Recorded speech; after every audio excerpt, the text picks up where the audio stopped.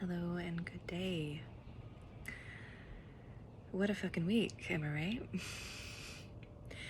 I think we can all agree that this has been one of the more catastrophic weeks that we've had in a bit, and that says a lot considering the last 2 or 3 years.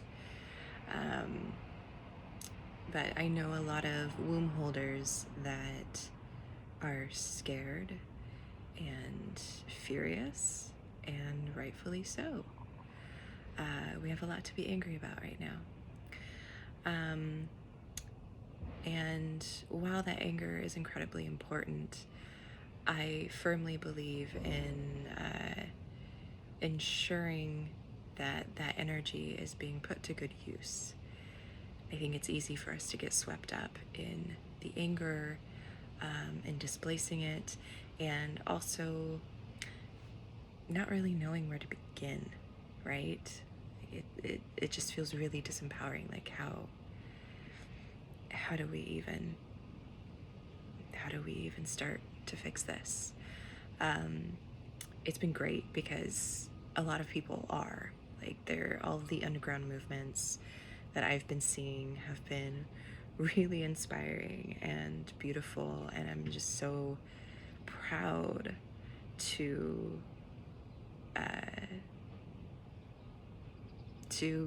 hold a uterus myself, like, it's really powerful what people are doing right now, in spite of everything. But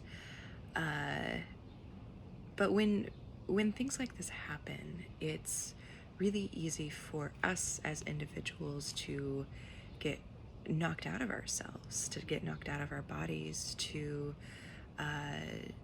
just forget who we are. That's trauma. This is a traumatic event. This is a collective trauma that we're all experiencing for sure. And a huge reason why collective traumas like this happen at a political level is because they want us to forget who we are, because they want us to be removed from our bodies. So in order for us to collectively rise, we have to focus on ourselves first, right? Like, there's no other way. There's literally no other way to do this. Any activist who's been doing this for a long time will tell you have to take care of yourself first, or else you are no good to the collective.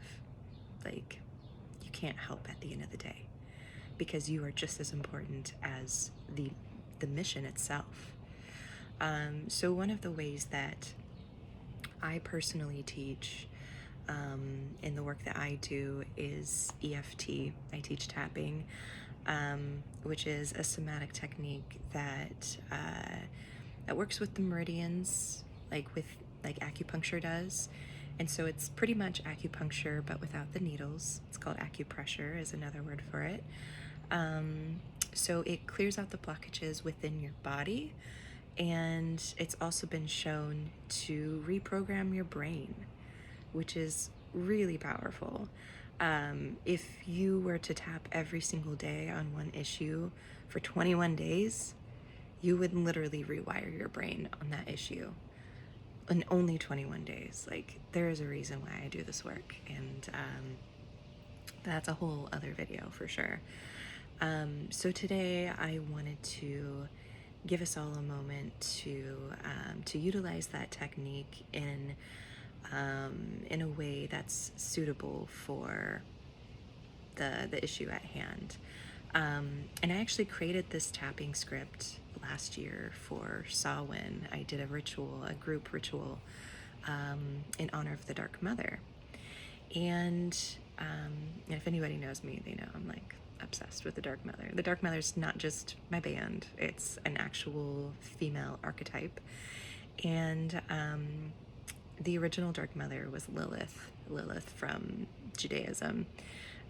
She was the first wife of Adam, and so essentially the first woman of mankind in biblical terms.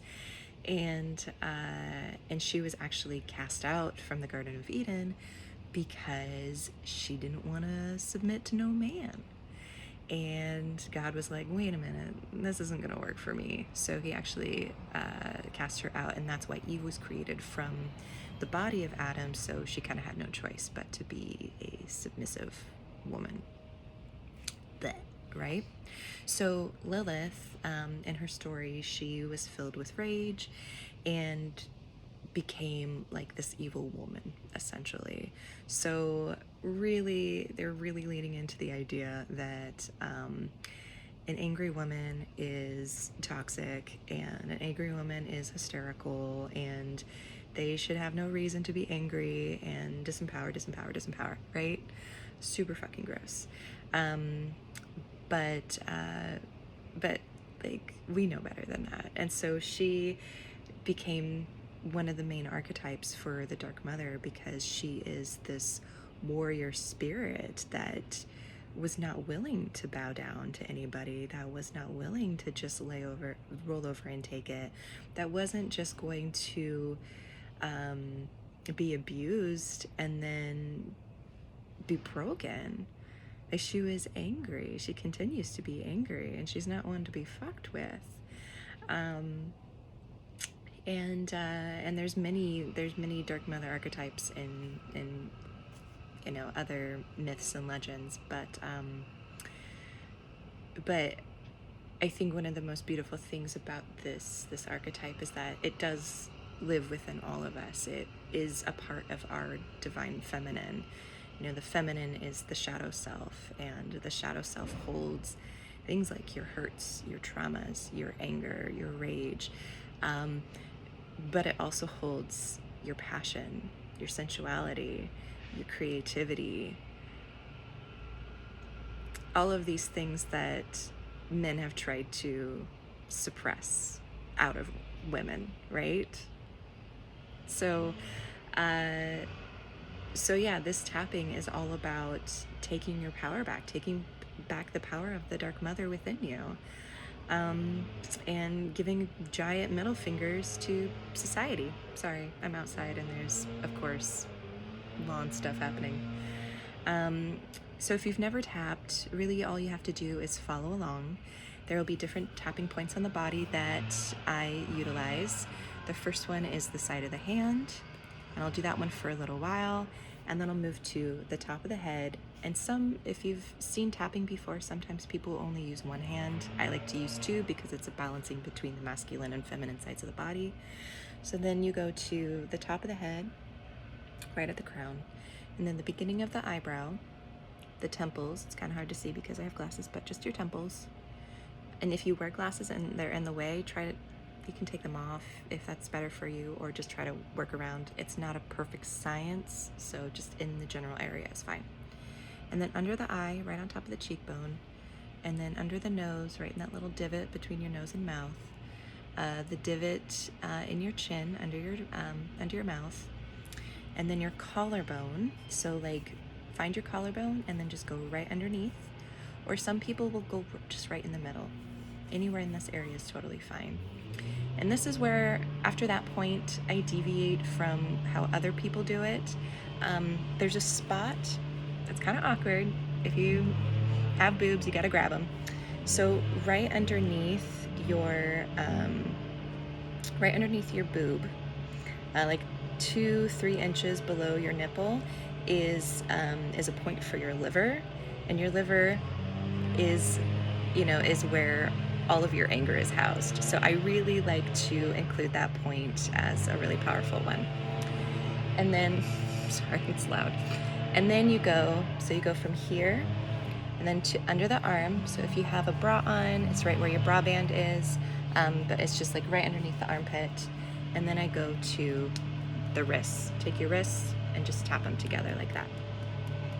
Okay, so that's one full round, and I will say a sentence, and then you just repeat after me and follow the tapping points as I go. So literally just copy what I do, okay?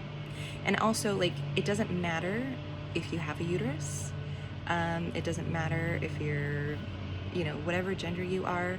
This tapping is great for anybody who wants to use it. So yeah. I'll also be including the like the Google Drive to this, like in the link below, so that you can use it at any time and you don't have to watch this video every time. All right, so side of the hand, just tapping lightly. You don't have to tap very hard. Repeat after me. So many times in my life, I have felt disempowered. Sometimes it was because of others, but mostly it's from social conditioning. All of us have been taught to play small, to shut up and sit down, and to do what authority tells us to. But that is not at all how I want to live my life.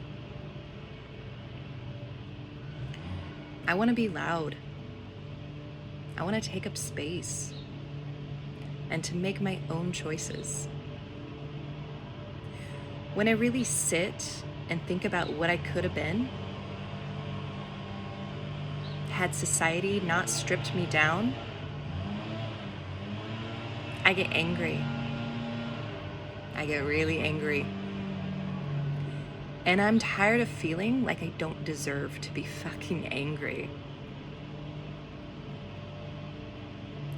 I was brainwashed, and that's absolute bullshit. That is not the life I want for myself. That is not the life I want for my loved ones. It's not even the life I want for my enemies.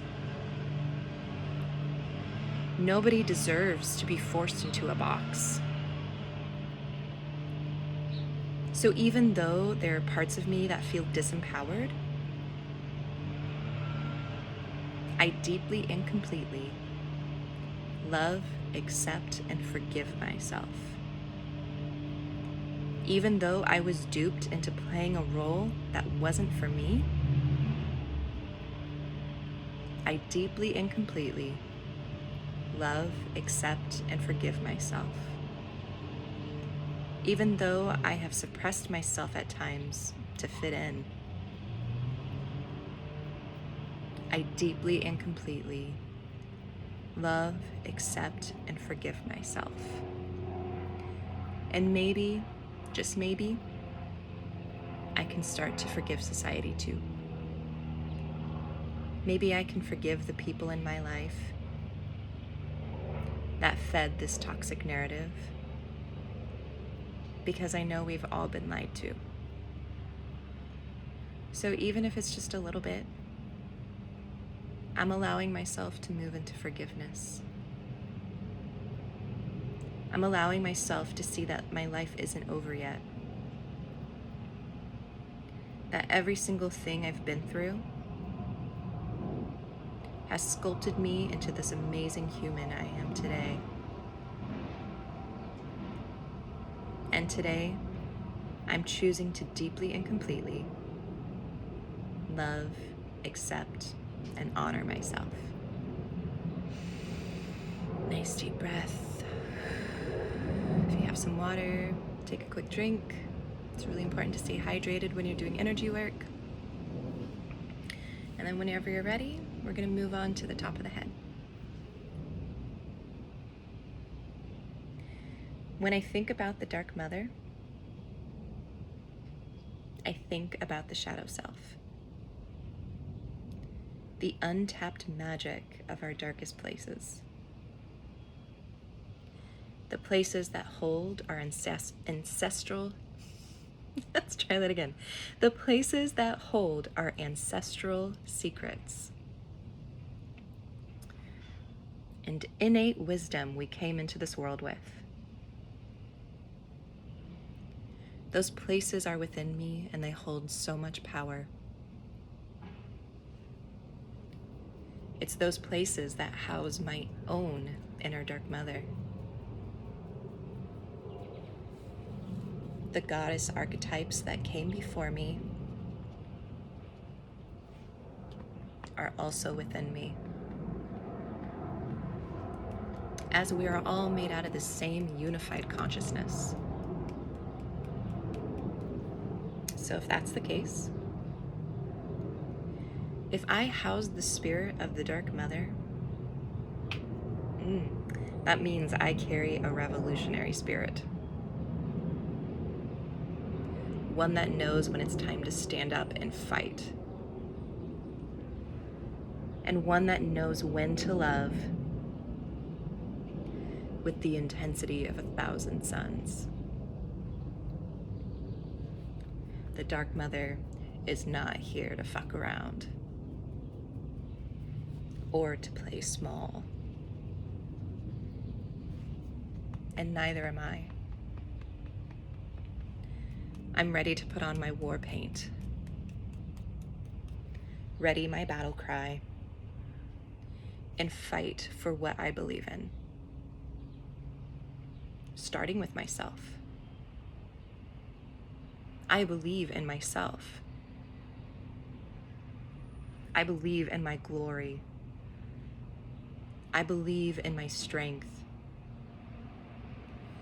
I believe that I am here for a divine purpose. And no longer will I allow anything to stand in my way. I am a goddess filled with righteous rage. And fuck any of those that made me doubt myself. No matter how many times they try to burn me, I will come back from my own ashes, even more unapologetic, even more empowered, even more radiant and unshakable. Because that is my goddamn right. My right is to be free. To be me. Maybe I don't know fully who I am yet, but that's okay. There is no time limit on self-discovery. And I trust that if I start loving myself now, 100% and unconditionally, no matter where I'm at, what I need to feel whole will be magnetized to me. So right now, I am honoring what it means to be me. How being me is transcendental. For everyone that comes into my field. Being me is healing to my familial line. For those that came before and that will come after. As I serve my inner Dark Mother, my truest self, my potential, I serve the collective. And around myself, I provide the space for others to do the same. So even though I haven't always been in my power, and maybe I didn't even know what the Dark Mother was until today, I deeply and completely love, accept, and honor myself. And I'm allowing myself to be my most embodied self. The self that makes me proud. The self that seeks joy like it's my full-time job. The self that lives in the magic of each moment. Because I am fucking worthy. I am worthy. The crow. I am worthy.